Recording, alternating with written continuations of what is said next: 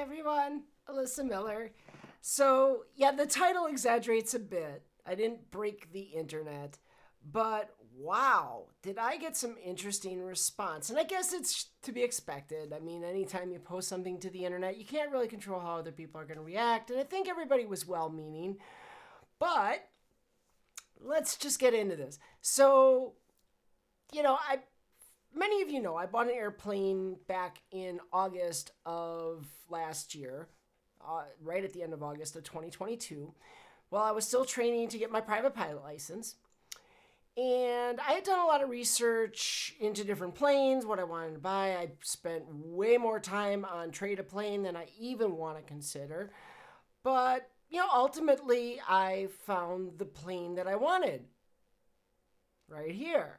My 1968 Cherokee 180. Now, there's another video you can watch if you want to know why I bought the Cherokee 180. You want to go through that, check out my channel. There's another video out there about that. But, like I said, I did a lot of, reading and whatever, what we call research these days on the internet, basically Googling. And I came across a video, and I'll link it below in the show description, but Schmindy posted a video that I saw back in July. In that video, she talked about how they had bought a 1950s Cessna 182, and they took it in for their first annual, and it cost them about $12,000.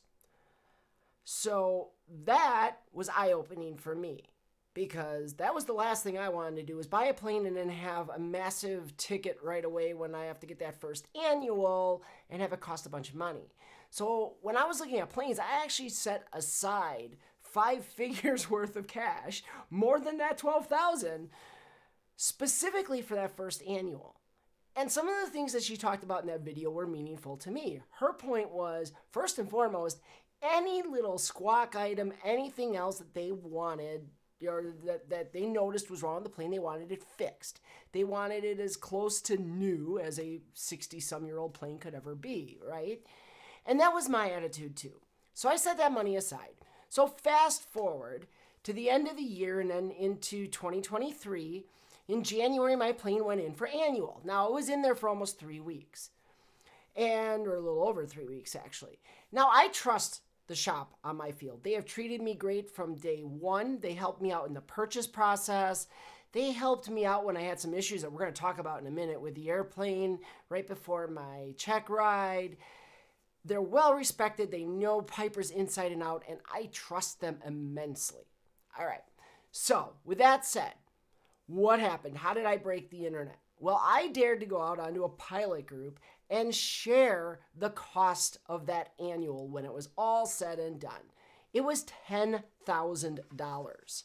Now, it was $10,000 for a lot of reasons, but a lot of people, freaked out because that's a holy crap, a lot of money, right? And, some people, well-meaning, were convinced that I got ripped off. And I purposely didn't post the whole list of items that the mechanics worked on and repaired and whatever, because I don't want to get into a debate. But you know what? I figured, fine. If I'm going to post the dollar amount, I'm going to post everything that got worked on. Mostly because I'm hoping that this video will be useful for someone else who's considering buying an airplane to understand, how did I end up with a $10,000 annual? And will that happen to them? Well, there's a few reasons why not. But here, let me show you first. This is the invoice from the annual. Okay, it is 3 pages long. All right, there's a lot of work they did. So let's just start there. When I say $10,000, it's not like they just did an annual inspection. They did a lot of different things. So let's get into it. Let's talk about, some of the things that my mechanics worked on for me in this annual. Again, keeping in mind, I didn't defer any items. Well, there's one item. There's the prop is going to get overhauled here in a couple months, but that's the only thing that I didn't have them repair of all the things that they noticed. So let's dive in. First of all, before I went into annual, Any of you who follow me on social media, you know that back right before my check ride, the week before my check ride, we had a cold snap and the struts on my main gear let me down. Specifically, the right side strut looked like this. That is not how that is supposed to look. Okay? It collapsed. There was a leak. This is how it should have looked. That's the left side. The left side was fine. You can see that silver part of the lower strut. Not visible here because the strut was leaking and it collapsed. And that leak we didn't know anything about until we got to the colder weather. When it got really cold, as happens with these Oleo struts on these Cherokees, it gave out. Now, they limped me through. They did some temporary fixes, but we knew they were temporary. So we knew this was going to have to get fixed. Well, that's not cheap. They ended up taking both struts because I asked them to and rebuilt them both completely. All the seals, scrapers, everything. While they were in there, also at my request, they took care of Service Bulletin 1375A, which is the Piper Service Bulletin referring to the mounting hardware for the main landing gear. That to me is kind of important. Like, that's a safety thing. I wanted to get that looked at. And you know what they did? They did the inspection. They replaced all the bolts, which I was happy to have them do. They checked all the holes and confirmed that there was no signs of wear. They didn't have to oversize any of the holes. That's wonderful news, because when we also think about Piper wing spars and the fact that this plane was a trainer at least for a few years, that means, all right, it wasn't beaten on. Those holes stayed solid. So that makes me, despite having all the other required inspections done for the wing spar, that's good. So that right there is a huge ticket item. That is not cheap to pull both of those struts, completely rebuild them, and go through all that stuff. Okay? So I knew going in that was going to be an item. But let's talk about some of the things that we found on the pre-buy, because one of the things that people suggested, oh, well, whoever did your pre-buy obviously missed a bunch of stuff. Well, no, not really. Let's talk about some of the things. First of all, one of the things that was noted on the pre-buy that I noted and many other people figured out was that the door handle on my airplane, the entire mechanism was kind of shot. If you tried to turn it, it pulls up to open the door, which is weird by itself, but if you tried to push it down, it would move because it was stripped out, but it wouldn't open the door. So that's kind of a dangerous situation. I mean, it was fine if you lifted it, it would open the door fine, but if someone got confused in an emergency and they were pushing down on it, they'd be wondering why the door wouldn't open. So that had to be taken care of. That meant taking the entire door off, opening it all up, taking the entire mechanism out, riveting in an all-new mechanism, which of course they had to find one, and you don't just buy those new, they had to find a used one off of another plane. And so that was money and time spent on something very important. Another item that was identified pre-buy was the ignition switch. The ignition switch worked fine. Many of you know the Bendix issue where you need to test turning it all the way far to the left, and if the engine keeps running, that's a problem. That's not an issue. That AD, I had tested it myself, which you're allowed to do. The mechanics had tested. That was fine, but what happened was the keys were stripped enough and the cylinder was stripped enough that when it was in the both position, the run position, you could pull the key out. That's a problem. So we replaced the ignition switch. Again, not super difficult, but that's time and money and effort. Another thing that was noted in the pre-buy was that the air filter seal, so where the air intake is, there's supposed to be a rubber seal there. Well, somebody had handcrafted one from the orange rubber, I can't think what you call it now, but that you have all throughout the engine to, the baffling, that's it. Boy, I'm with it tonight. The orange baffling, they had made their own out of orange baffling. Well, that's not right. So I asked them to replace that with the proper seal. Okay. I also noted, or it was noted in the pre-buy, and I had noted in my own use of the aircraft that the rudder cable tension was a little loose. So that needed to be done. They did that. Great. Additionally, remember I was talking about before about the wing spars? Well, one of the things that was noted on the pre-buy was that these bolt covers that cover the bolts for the wing spar were both missing. They had broken and fallen off. So I needed to have 2 of those installed. Not a big ticket item. They're little plastic pieces. I think they together cost $100 for the pair from Aircraft Spruce. No big deal, but another thing that had to be done. So that's stuff that was all on the pre-buy. Now, there were items that weren't on the pre-buy, but I had noted through use of the plane over time. Those little squawk items. Some of my squawk items were pre-buy things. But I also noticed the rudder trim had too much play in it, so they fixed that. I noticed the parking brake didn't always want to set. And indeed, the gear that holds the parking brake was kind of, it was getting worn out. And those teeth were getting rounded off. So they found a used one, they took that piece off and they replaced it. I also noticed that a stabilator hinge was starting to wear. And you could tell just by the way that it was, it wasn't going to come off or anything. I mean, it was safe enough, but that's one of those things it needs to get replaced. So they did that. So that's all stuff that I knew going in was all stuff that needed to be repaired. That's quite a bit. But let's keep going because there was more that had to be fixed. There are a couple things that they found that weren't found on the pre-buy, that weren't found by me in using it.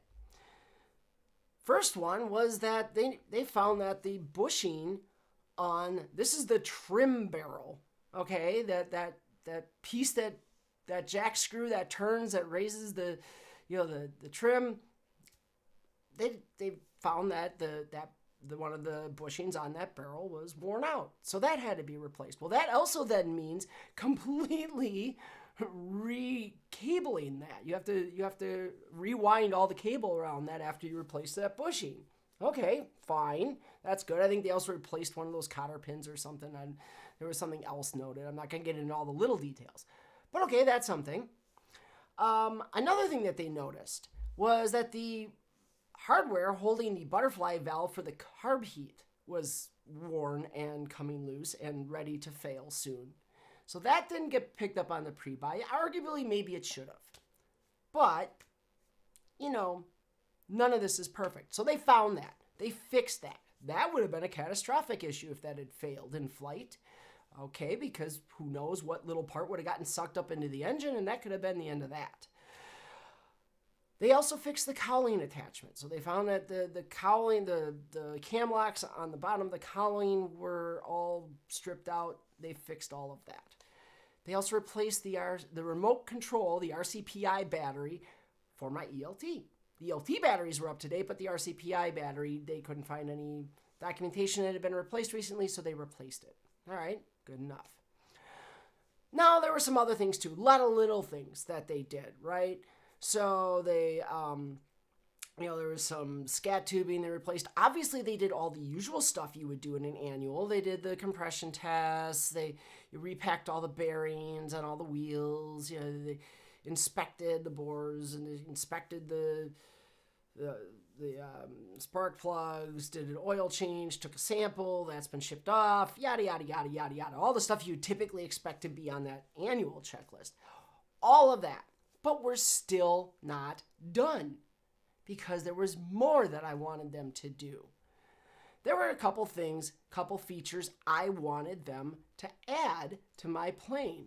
One of the big ones that everybody I have talked to who bought a Piper that did not have them, this was one of the first things they added. It was shoulder harnesses. My plane doesn't have shoulder harnesses. Well, it didn't. So I bought a kit from Alpha Aviation. Thank you for that, Alpha Aviation. I love it. And as you can see here, I mean, they're kind of laying all over the place, but you can see it's all new belts, including inertial reel shoulder harnesses that have to be installed. So they come with a huge steel bracket for each one of them that has to get riveted into the airplane. It gets riveted to the skin and to some other support members.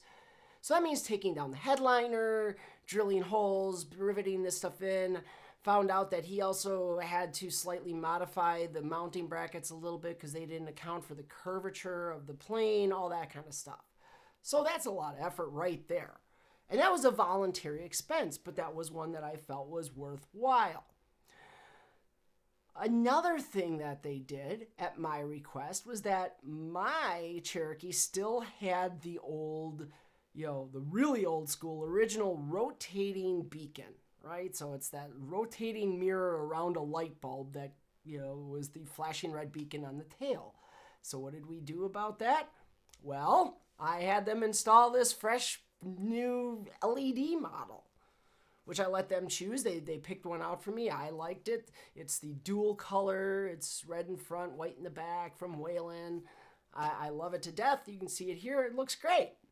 So that was time spent. Okay. And then finally, they also installed, I had an LED landing light that I had purchased and intended to install myself, but they went ahead and installed that and re-secured all the cabling for it, which the previous owner had just run some shoddy little wiring job where he just left it all laying in the bottom of the cowl. So they took care of that. They took care of all of these items and a whole bunch more, right? A lot of the little things that you typically would see in an annual. So yeah, it added up to $10,000. The cool thing, like I said, was that's exactly what I was expecting. I was expecting it to be 5 figures. I was expecting it to be expensive. I set aside that money.